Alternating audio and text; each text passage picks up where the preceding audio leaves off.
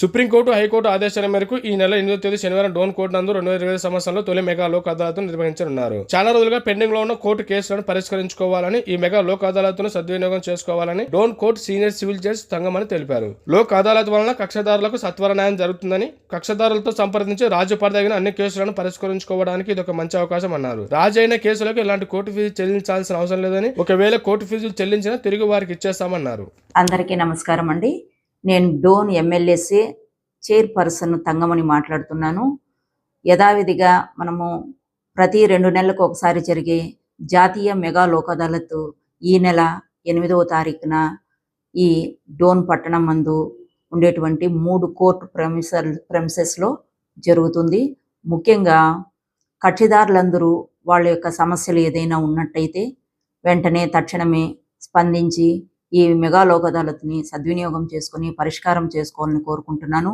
ముఖ్యంగా బ్యాంకులు కూడా వారికి ఉండేటువంటి బకాయిల్ని నోటీసులు సర్వ్ చేసి దాన్ని కానీ మాకు తీసుకొచ్చి ఇచ్చినట్టయితే వాళ్ళని పిలిపించి వెంటనే వాళ్ళ యొక్క బకాయిలను తిరిగి చెల్లించి వాళ్ళకు కేసుల నుండి విముక్తులు కావని కోరుకుంటున్నాను. ముఖ్యంగా కాంపౌండబుల్ అఫెన్సెస్ ఏవైతే 7 సంవత్సరాల లోపు శిక్షలు పడే కేసెస్ కూడా మనము ఈ మెగా లోక్ అదాలత్లో పరిష్కారం చేసుకోవచ్చు. ఈ కేసులన్నీ కూడా మనము స్టేట్ లీగల్ సర్వీస్ అథారిటీ ఆధ్వర్యంలో మరియు డిస్ట్రిక్ట్ లీగల్ సర్వీస్ ఆధ్వర్యంలో మనము వాళ్ళు ఇచ్చినటువంటి ఆదేశాల మేరకు Dhone mandal legal service committee ఆధ్వర్యంలో ఇక్కడ ఉన్నటువంటి 3 కోర్టుల్లోనూ ఈ జాతీయ లోక్ అదాలత్ జరపబడుతుంది.